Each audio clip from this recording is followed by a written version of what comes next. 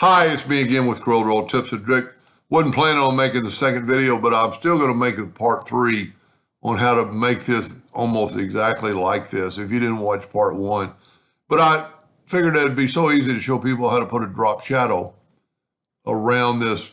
It's getting harder to read, I think, but can be done. I'm going to take this white part of the line and nudge it down.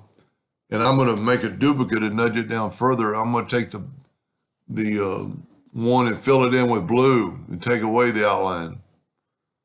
Now I'm going to nudge this other one white up. And this is where we can do our drop shadow. I think it might be better if I group it together. Well, you know what? Yeah, let's just leave it like that. Now, drop shadow or block shadow is underneath your shadow tool. And it's pretty unique. You can go up or down, and I'm going to go down just like in the video.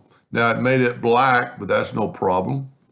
We're going to go, and really all I really want is the bottom part. So we're going to go a little bit different here. I am going to probably go up to Object and break it apart, and then I'm going to take this, and I'm going to left-click No Fill, right-click Outline. Because I just want the bottom part blue. I don't want it to interfere with my other part. So I'm going to take that blue and I'm going to actually nudge it down as I'm doing it.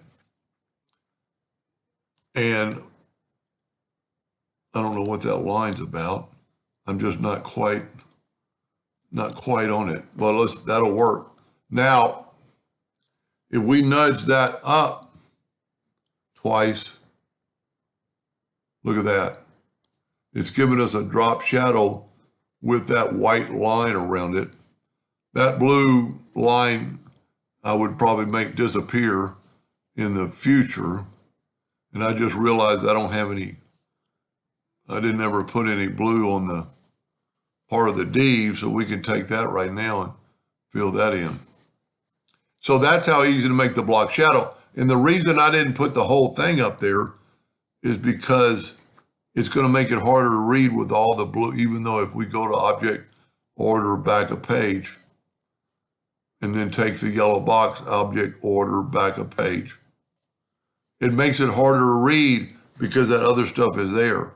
So if we back up and just take that bottom part of the drop shadow away, it looks a lot better and a lot easier to read, and it gives us I like it. I would take away, that could be easily fixed. Let's get rid of all this. Let's move this down. Let's go ahead and left click, right click, and you can see that it's a line there.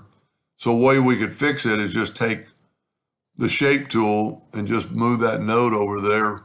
And then when we fill this in, it won't have that line. And then you just get rid of this. Whoop.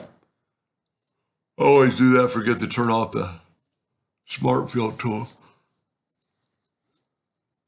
Somehow I didn't get, there's the yellow box causing us trouble.